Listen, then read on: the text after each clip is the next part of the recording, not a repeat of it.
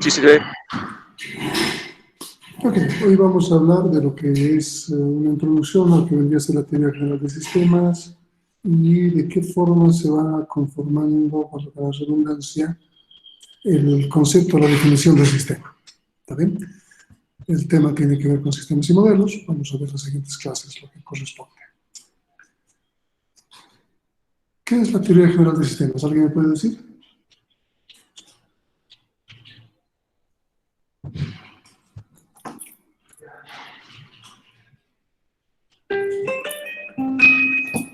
Me imagino que todos han llevado la materia de sistemas 1, sistemas 2.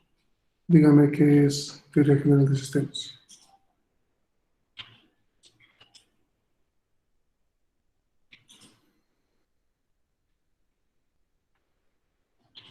Vamos, ¿alguna idea?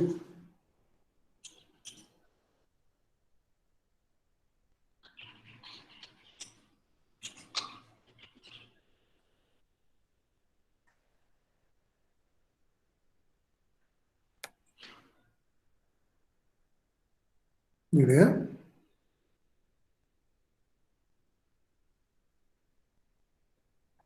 ¿Qué es un sistema?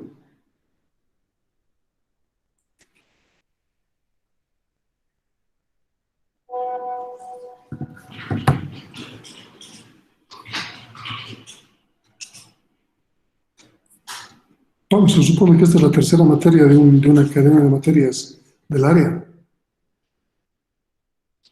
¿Qué es la teoría general de sistemas?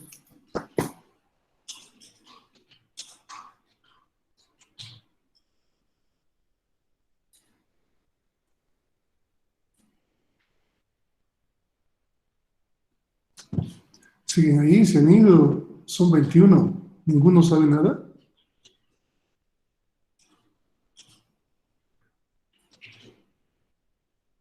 ¿Me están escuchando por lo menos?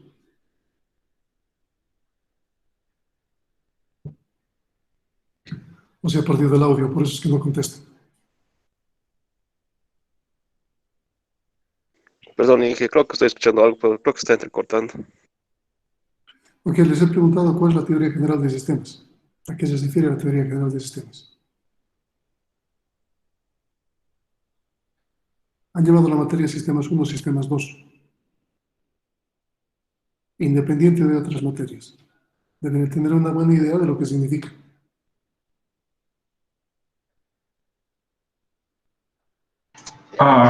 No sé si mi definición está correcta, Inge, pero lo que recuerdo por teoría general de sistemas era el estudio de los sistemas en general, o sea, cómo verlo desde distintas perspectivas y cómo funciona, como que un sistema tiene subsistemas y cuántos tipos de sistemas pueden existir. Esa es la definición que tenía en mi mente, Inge. Ok, no está mal. Falta orientarlo un poco, pero no está mal. Otro.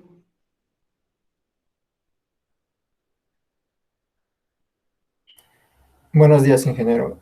Lo que yo recuerdo es que eran como unos principios que eran más aplicables para cómo interrelacionarlos en a distintas áreas del conocimiento. Ya. Ustedes están estudiando ingeniería de sistemas. Por lo tanto, el concepto de sistema debería estar bien claro. Y para que el concepto de sistema esté bien claro, tiene que basarse en algo. Y ese algo tiene que ver con la teoría general de sistemas. A ver, vamos a seguir un poco el texto. Antes de que exista la teoría general de sistemas, la forma en que se trataba de solucionar o entender un problema se llamaba reduccionismo. Es más fácil de entender el reduccionismo. Es tratar de reducir al mínimo posible un problema para que un elemento ya no divisible pueda explicarnos cómo funciona. Pero no es tan simple en ese sentido. Veamos el ejemplo de un niño, a un niño que le dan un carrito que tiene algún tipo de tracción y que le permite moverse. Normalmente al niño le gusta la tracción y empieza a empujar el carrito, empieza a ver que se desplaza. Pero luego le intriga y tiene curiosidad para saber cómo funciona esto y qué es lo que hace el niño.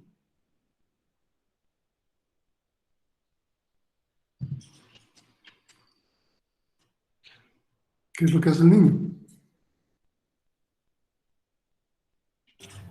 Desarma el carrito en sus partes más pequeñas. Ok, desarma el carrito, queriendo entender cómo funciona. ¿Logra entender cómo funciona? Probablemente no, porque le falta algo. Hay dos elementos que se complementan cuando se hace este análisis. Valga la redundancia, se hace análisis y se hace síntesis. Una va a permitir reducir y la otra va a permitir volver a armar, complementar, para comprender su funcionamiento. Pero el niño empieza a desarmar, no va a volver a armar y tampoco va a entender y ya no va a tener un juguete. Pero su curiosidad le ha impulsado a tratar de entender cómo funcionaba. Y es lo que ocurre, no es por destructores. Quieren saber cómo funciona. El reduccionismo tiene que ver con esto. Entendiendo que algo es la suma de las partes. Esa ruedita, esos ejes, ese mecanismo que va a permitir que la rueda gire y que desplace el vehículo, el autito, considera el niño que saca sus partes y va a seguir teniendo el vehículo. Y no es así. Según este criterio, no habría ninguna diferencia entre una casa y un montón de materiales de construcción. Algo vendría a ser la suma de las partes. Tengo ladrillos, tengo arena, tengo cemento, tengo fierros. ¿Tengo una casa?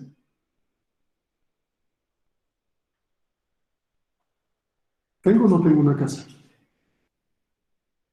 No, ingeniero. Tengo un montón de materiales, nada más, que no hacen una casa. ¿Qué es la casa? El todo. Ya, pero ¿cómo podríamos entender la casa como un todo?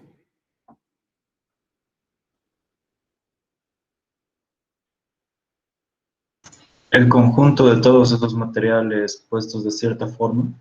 Ok, interrelacionados de alguna manera, los ladrillos con la arena y el cemento de alguna manera conjuncionados, logrando formar paredes, logrando formar cimientos, estructuras, techos, etcétera, etcétera. Todos esos elementos conjuncionados, interrelacionados, forman un todo, la casa.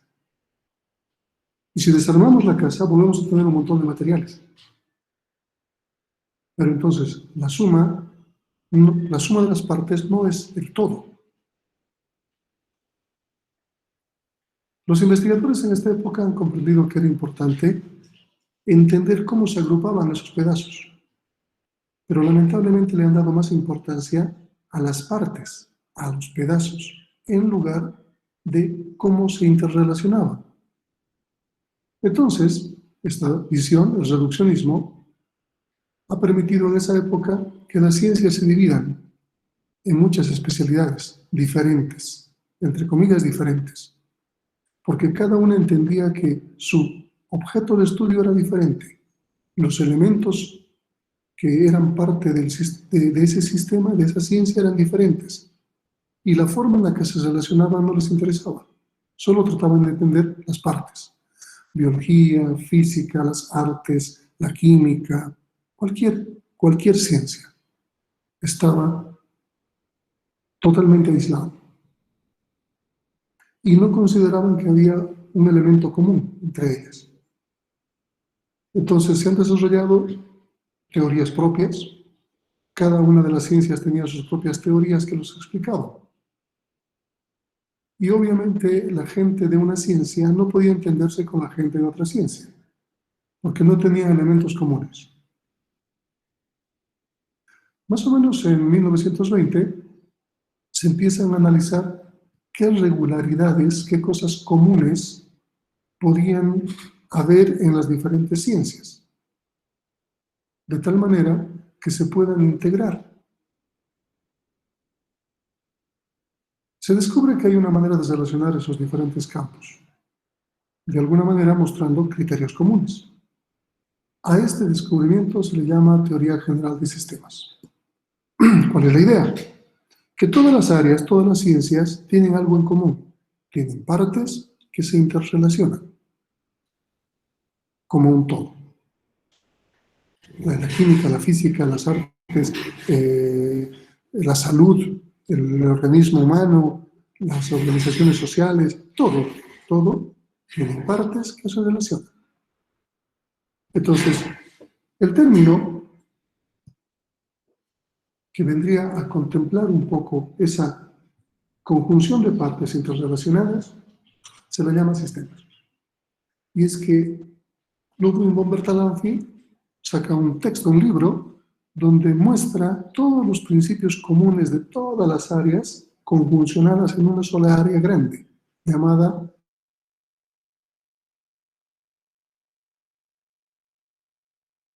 teoría de sistemas generales. El problema está un poco en nuestro idioma. Pero la mayoría de los textos en español habla de TGS, Teoría General de Sistemas. Así que es algo que se ha adoptado como traducción adecuada de este término. ¿Está bien? Entonces, ¿qué hace la Teoría General de Sistemas? La idea es tratar de conjuncionar elementos que parecen distintos y que no parece que tuviesen las mismas soluciones.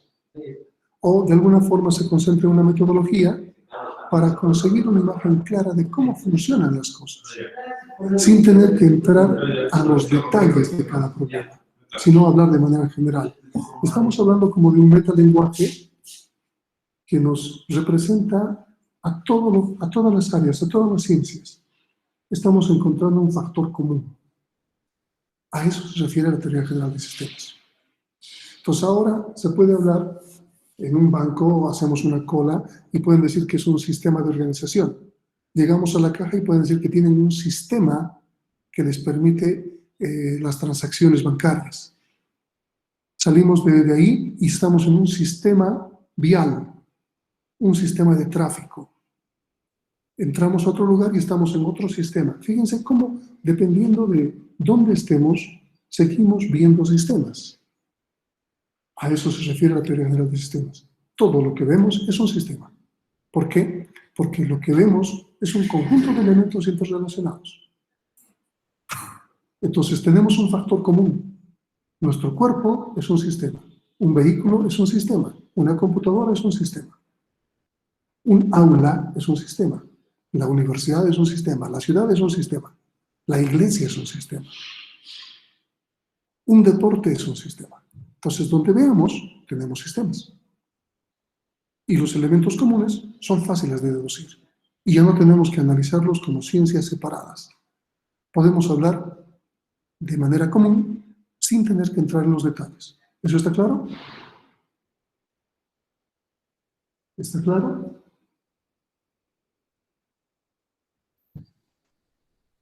Sí. Ok, ahora se entiende bien lo que es la Teoría General de Sistemas y de dónde ha surgido.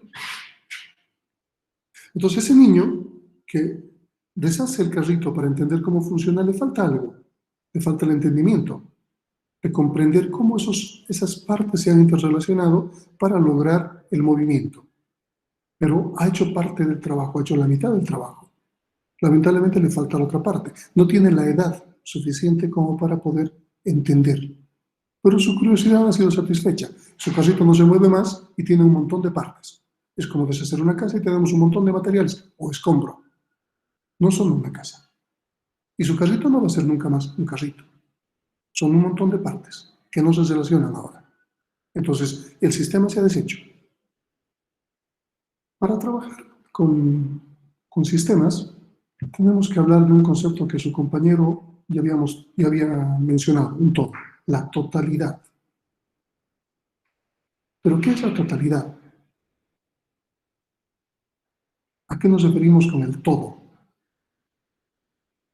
Sistema, el término sistema o la concepción de sistema, aunque no sea el término, porque el término está ya muy mal usado actualmente y justamente por eso se ha empezado a buscar otros términos que se acuñen en relación a entender lo que queremos entender como sistema, y han colocado algunos investigadores como integrón y otros han manejado holón. El segundo ha sido más aceptado y es por eso que se maneja, por ejemplo, el término holístico en vez de decir sistémico. Pero independientemente del término, integrón, holón o sistema como tal, estamos hablando de un todo. Y ese todo tiene un origen. Es decir, el estudio del todo como un elemento común que tiene partes interrelacionadas no datan de Bertalanffy, datan de mucho más atrás, de Aristóteles. Hay un principio aristotélico que dice que el todo es más que la suma de sus partes. ¿Alguien me puede decir qué es lo que entiende de esto?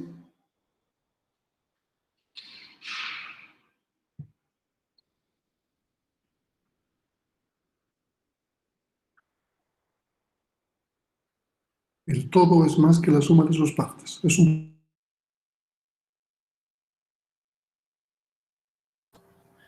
Que las partes Aquí que, podemos entender, perdón, antes, podemos entender que un montón de materiales no es lo mismo que una casa. Continúo. las partes que interactúan generan más valor que las partes individuales. ¿Ok? ¿Qué ejemplo podríamos dar?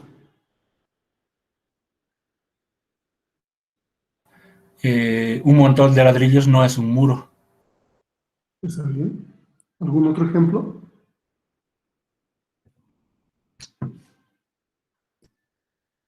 Están 24 dentro. Debería Ah, tener 24 ejemplos. el sistema del cuerpo humano, o sea, un montón de órganos no hace al ser humano. ¿Ok?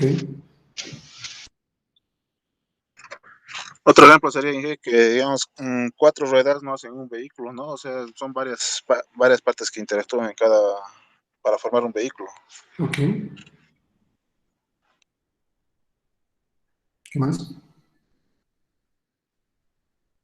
Otro ejemplo podría ser que un procesador y todas las piezas de una computadora no forman una computadora por sí solos.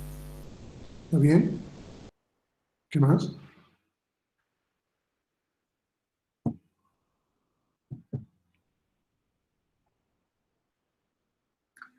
Este principio aristotélico, para la gente de sistemas, para ustedes, para mí, es el primer paradigma sistémico.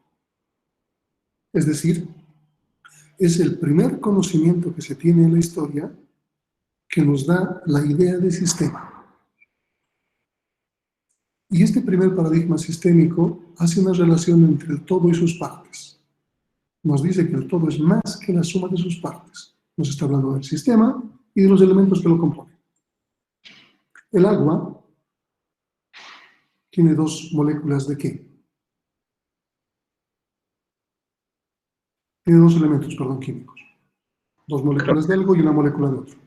Hidrógeno y oxígeno, creo que Ok. sí. El hidrógeno y el oxígeno, conjuncionado con las moléculas adecuadamente, forman el agua. Y el agua tiene propiedades que no tiene ninguna de sus partes. Si tenemos hidrógeno y oxígeno separados, tienen propiedades diferentes, pero conjuncionados e interrelacionados forman un todo llamado agua, cuyas propiedades son diferentes a las de sus partes. Hablemos del ejemplo que ha dado su compañero, el cuerpo humano. El cuerpo tiene un montón de elementos, algunos más o menos importantes, algunos más o menos vitales. Pero estamos formados de un montón de órganos, aparatos, sistemas.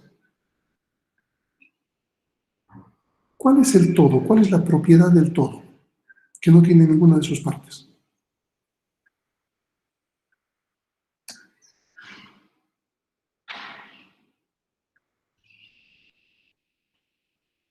Vamos, ¿cuál es su propiedad esencial como seres humanos?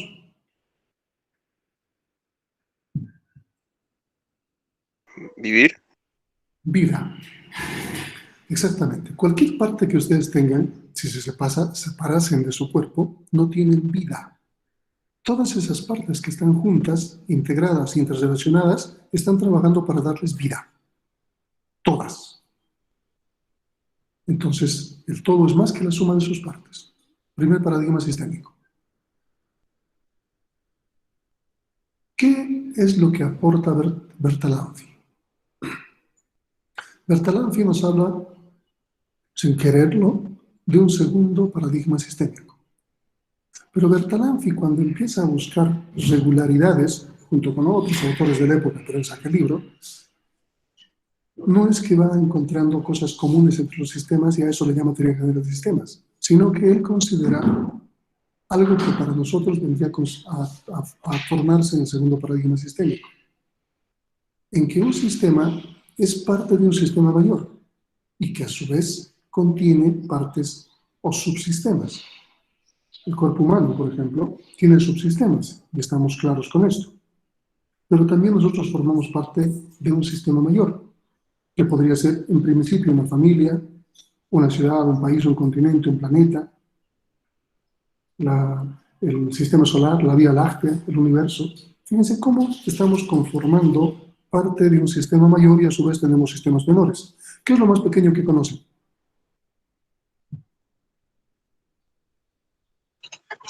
El átomo sería. El átomo se ha dividido hace mucho tiempo. Hasta esa división de átomo, ¿cómo se llama?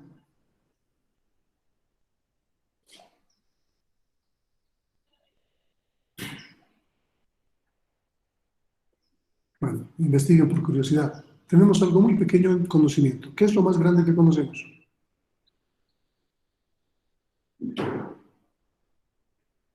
¿Cierto? Otra vez, por favor.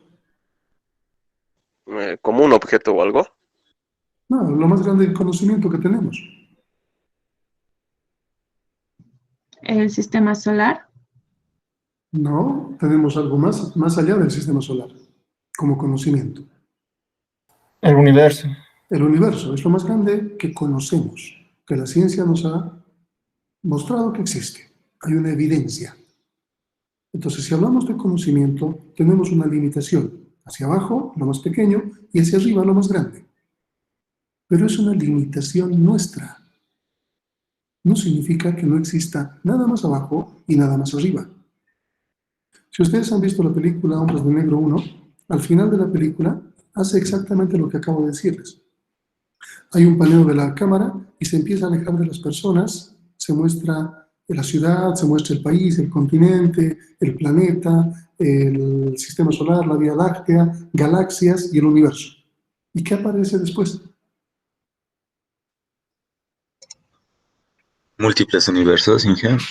Ya, luego, ¿qué aparece en esa película? Canicas en un universo, un universo en una canica, creo. Ok, un universo, una canica, una cachina. Y hay alguien con 3 dedos, creo, no recuerdo bien cuántos dedos tenía, que está jugando con el cachín. No sabemos si eso es verdad. O sea, lo único que tenemos es un límite en el conocimiento. Nuestro límite mayor es el universo. No sabemos lo que existe más allá. Tal vez en unos 100 o 200 años avancemos en ese conocimiento. Entonces, el espectro va a ampliarse. No porque exista cosas nuevas, sino porque nosotros las vamos a conocer. Y lo mismo hacia abajo. El átomo se divide, tal vez tengamos cosas mucho más subatómicas que vamos a ir conociendo. Seguramente porque la ciencia está avanzando. Y vamos a entender que ese rango va a ir creciendo. Y muchas teorías van a ir cambiando. Justamente, hace mucho tiempo, en la Edad Media, se entendía que el planeta era plano. Que había un final de la Tierra. Entonces, en esa época, todas las teorías y conocimiento giraban en torno solamente a esa verdad. Y cuando se descubre que el planeta había sido redondo, esas teorías han quedado obsoletas y han sido cambiadas por otras. Hemos ido evolucionando en conocimiento, mejorando nuestras teorías. Y lo mismo va a pasar, y va a seguir sucediendo. Cada vez que ampliemos el horizonte de nuestro conocimiento, arriba o hacia abajo, nuestras teorías van a cambiar. Pero mientras tengamos ese conocimiento, esos dos límites, superior e inferior, adentro tenemos un mundo. Y ese mundo nos muestra de que un sistema siempre contiene sistemas menores y a su vez es parte de un sistema mayor. Es decir, tenemos el segundo paradigma sistémico, en el que se relaciona el todo con su medio, con su entorno. Porque el entorno es parte del sistema. El sistema no está aislado. ¿Se acuerdan del ejercicio que les he dado en la primera clase? 9 puntos se tienen que unir con 4 líneas, sin levantar el lápiz. La mayoría de ustedes ha buscado la solución ¿dónde?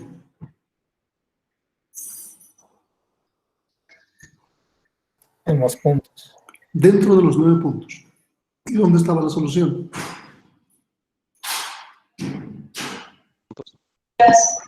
Fuera de los puntos. No solo fuera, sino dentro y fuera, porque nuestro sistema tenía un entorno, tenía un medio. Y ese medio le permitía solucionar el problema. Entonces es cuestión de perspectiva, hemos hablado, visión. Tenemos que introducir la visión o el pensamiento sistémico. Y el pensamiento sistémico no solo tiene que relacionar el todo con sus partes. La suma es más, perdón, el todo es más que la suma de sus partes. También tiene que relacionar el todo con su entorno. Saber que un sistema siempre tiene subsistemas y es parte de un sistema mayor. Siempre. Denme un ejemplo de esto, el todo con su entorno. Algunos libros a esto le llaman sistema abierto. Entonces, ¿qué será un sistema cerrado?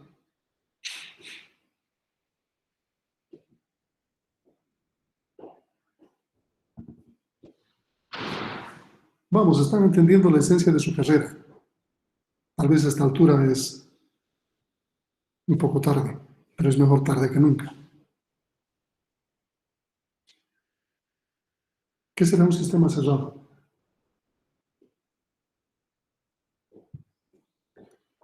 Un cuerpo humano sería como ejemplo. ¿Un sistema cerrado? O sea, como funcionamiento de los órganos internos o algo parecido. ¿Es un sistema abierto o un sistema cerrado el cuerpo humano? Sistema cerrado sería el cuerpo humano, yo creo. ¿Qué opinan los demás? Abierto, Inge, porque dependemos del aire que respiramos también. Exactamente. Si tuviésemos una burbuja como cuerpo humano y solo dependemos de nosotros, seríamos un sistema cerrado. Sin embargo, si no tomamos aire de nuestro entorno, no vivimos. Simplemente como eso. Podemos vivir hasta aislados, socialmente si quieren. Pero no podríamos vivir sin aire. Entonces dependemos de un entorno, de un medio. Otro ejemplo.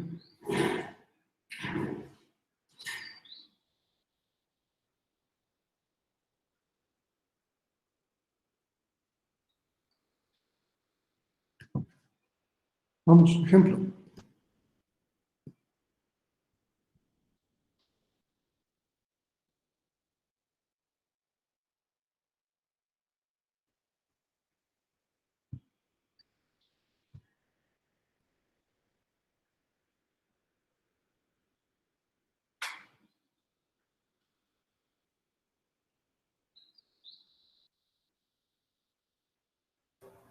Podría ser los ríos que se nutren de los deshielos de las montañas. Ok. Donde ustedes vean, van a encontrar un sistema abierto. A donde dirijan su mirada, hay un sistema abierto. Lo difícil es encontrar un ejemplo de sistema cerrado.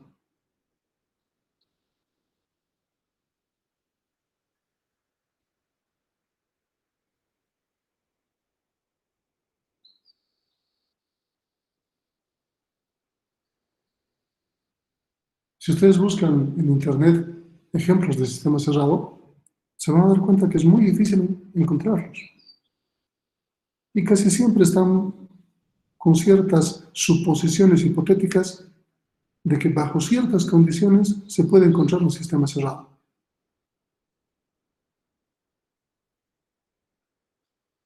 Por ejemplo, físicamente hablando de un termo en el cual se coloca agua y se cierra herméticamente. Aparentemente no hay ningún tipo de intercambio con el medio. Pero el hecho de que una persona haya puesto algo en el termo ya lo relaciona, ya lo abre. Si encontraríamos un termo con agua caliente que nadie ha colocado y que aparece solo en el mundo, tal vez sería un sistema cerrado. Pero si nosotros estamos poniendo algo en el termo es por mantenerla caliente. Entonces sirve para un propósito y está relacionada con nosotros. Está abierto. Independientemente de lo físico, del agua caliente. Por curiosidad, ustedes busquen ejemplos de sistemas cerrados, se van a dar cuenta que es difícil encontrarlos. Porque siempre se relacionan con su medio. Hasta si nosotros queremos estudiar algo, se están relacionando con nosotros. Siempre va a existir un flujo de relaciones con su medio. Siempre. Entonces, ahora que ustedes no pueden encontrar ejemplos, se van a dar cuenta que a medida que vayamos avanzando en la materia, los ejemplos van a fluir, porque donde dirijan la mirada hay un ejemplo. Si están mirando al cielo, hay un ejemplo. Si están mirando sus paredes, hay un ejemplo. Si están mirando su techo, la luz, la computadora, su celular, hay un ejemplo. Todos esos elementos que estamos revisando son sistemas. Son sistemas que nos muestran el primer paradigma sistémico, pero también el segundo. Entonces, ¿qué implica? Nuestra definición de sistemas debería basarse en estos dos paradigmas. Pero existe un tercer paradigma. Este tercer paradigma le corresponde principalmente a Niklas Luhmann, pero es un autor en una investigación chilena, pero no solamente él, ha sido un grupo de investigadores, aunque el nombre de él destaca. ¿Y a qué se refiere el tercer paradigma sistémico? Que ellos encuentran que hay una propiedad en los sistemas de poder duplicar su estructura. A esto se llama autopoiesis. ¿Qué es la autopoiesis? La propiedad de crear su propia estructura. ¿Qué ejemplo podemos dar de un sistema que pueda crear su propia estructura? O recrear su propia estructura.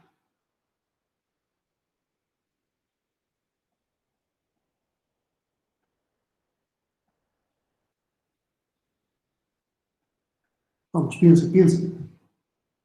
Está costando.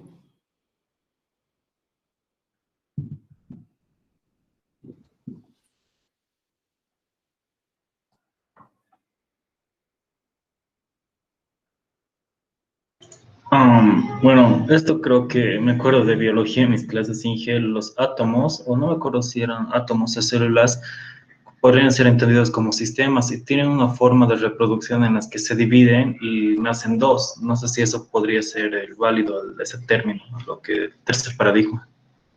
Ok. Lo que ocurre es que, por ejemplo, cuando hay una concepción de un nuevo ser, va a empezar a ver la mitosis, o sea, las divisiones de las células y empezar a crear órganos, etcétera, etcétera. Es decir, nosotros somos un sistema autopoiético, porque podemos duplicar nuestra estructura, podemos tener hijos. ¿Quiénes más pueden duplicar su estructura?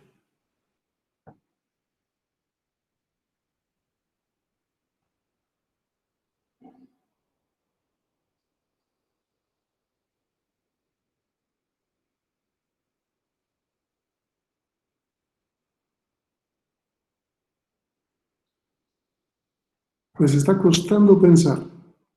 Las bacterias, Inge, Ya, los bacterias son organismos ¿de qué tipo? unicelulares. Ok.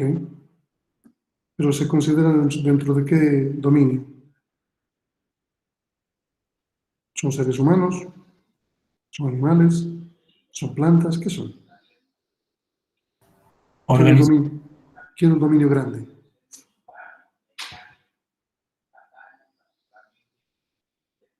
En la teoría general de sistemas, Bertalanffy clasifica, junto con otros autores, 9 tipos de sistemas o dominios grandes que podrían considerarse sistemas.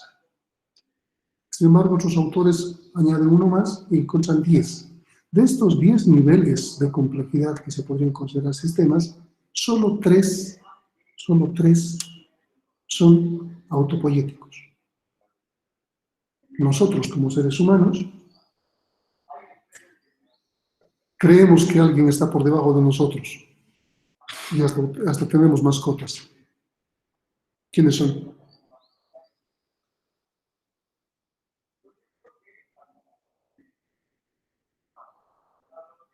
¿De quién estoy hablando?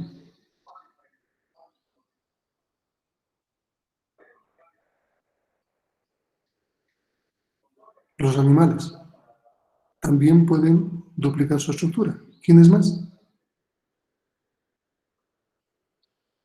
Las plantas. Exactamente. Entonces tenemos las plantas, los animales y nosotros como sistemas autopoiéticos. Pero hay otros 7 niveles de complejidad, que son sistemas, que no pueden hacerlo. Entonces, este tercer paradigma sistémico no es general, no puede adaptarse a todo. Es por eso que normalmente no se considera dentro de la definición de sistemas y solo nos quedamos con el primero y el segundo, de los cuales debería surgir una buena definición de lo que es un sistema. Considerando los dos paradigmas, ¿alguien me puede decir cuál sería una definición buena de un sistema?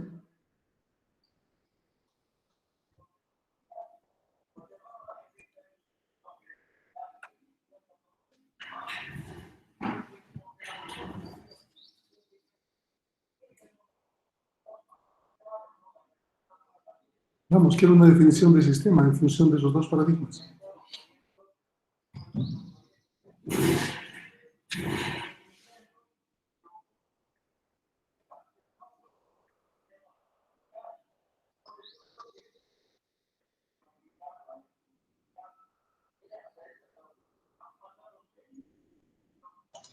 Bueno, un sistema podría ser la totalidad de sus componentes, sus propiedades y cómo estos se interrelacionan con otras partes u otros sistemas para generar un todo. Ya, está bien. Otra definición.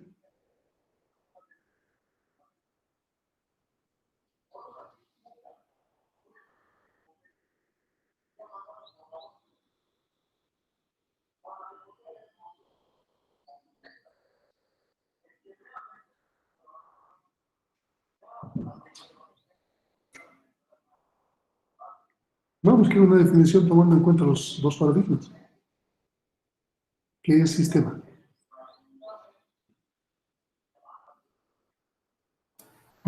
Un sistema es considerado algo más que la suma de sus partes y estos pueden ser abiertos o cerrados. Ok. ¿Algún otro?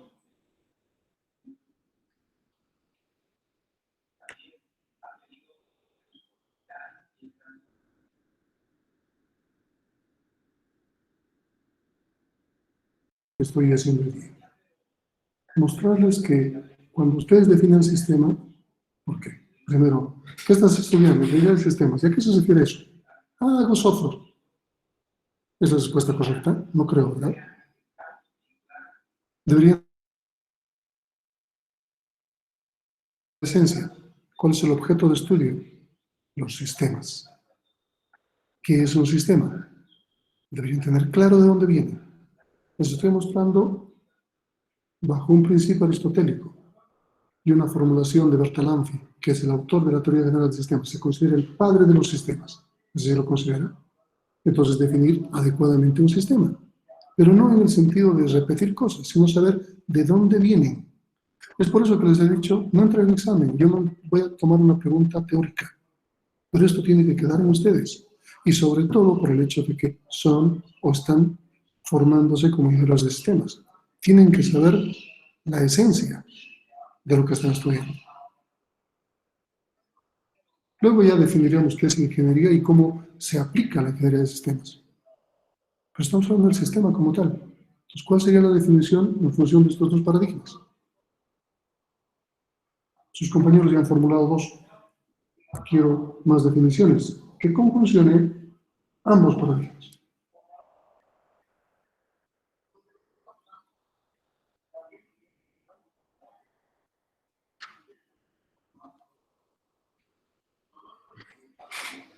No es complicado. Un sistema primero es un conjunto de partes. Pero ¿cómo hago que ese conjunto de partes sea un todo? Sería algo como un conjunto de partes relacionadas entre sí, Inge. Ok, relacionadas entre sí, que interactúan entre sí, que se interrelacionan. De esa forma estoy diciendo que estas partes no están sueltas, sino que forman un todo. Entonces tengo ya una parte, un conjunto de partes, un conjunto de elementos que se interrelacionan, un conjunto de partes que interactúan, o que se relacionan entre sí, que interactúan entre sí. Ya tengo la mitad de mi definición. ¿Qué le falta? Que dependen de su entorno. Podría ser dependen o podría ser interrelacionan o interactúan con su medio. Dependiendo qué término utilicen en la primera parte, utilizo en la segunda el otro. Un conjunto de partes interrelacionadas que interactúan con su medio. Un conjunto de partes que interactúan entre sí y que se relacionan con su medio. Esa es la idea de nuestra definición. Tiene que tener esas dos partes. Ya hemos visto de dónde surge cada cosa. Entonces, nuestra definición tiene que ser esa. Saber de dónde nace y a qué nos referimos. ¿Está claro? Cuando les pregunten ahora qué sistema, ya van a tener algún tipo de fundamento científico de dónde surge el término. Y no importa si le llamamos sistema o le llamamos o integrón. Cuando estamos hablando de esto, sabemos de dónde surge y bajo qué paradigmas y qué debería tener esta definición. Claramente. ¿Alguna duda?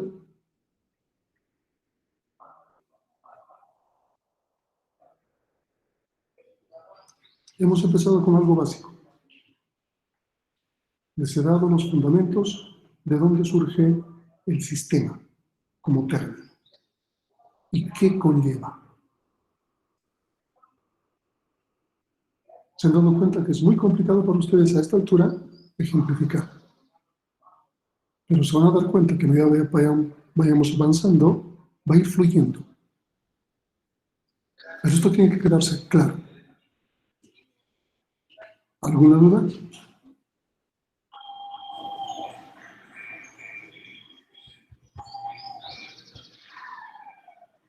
Ok, vamos a quedar ahí antes de entrar al enfoque sistémico. Lo que quiero es, a ver. Hay un documento que quiero que lean para el día de jueves. Está publicado. Voy a buscarlo directamente en la plataforma. No pueden ver, ¿verdad? Entonces solamente pueden ver la pantalla principal. Vamos a ponerlo todo.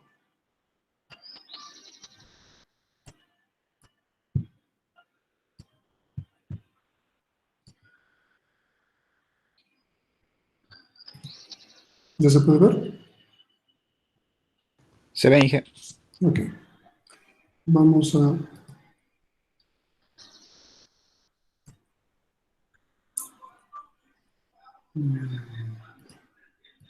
publicar estos.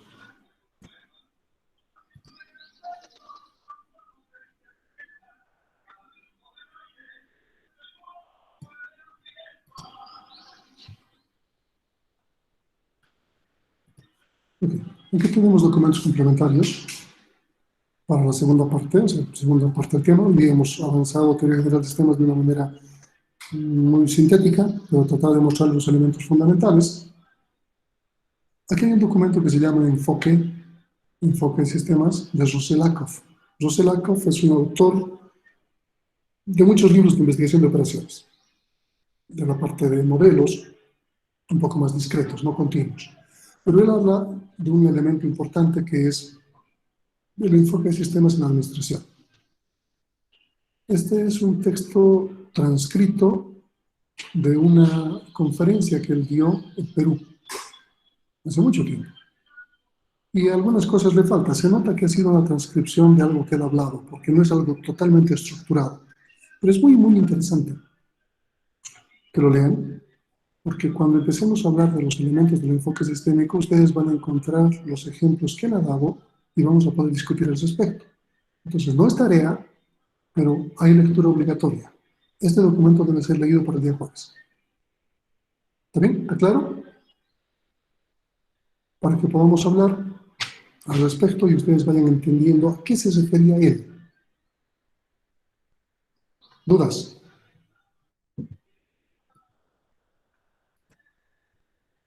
¿Preguntas?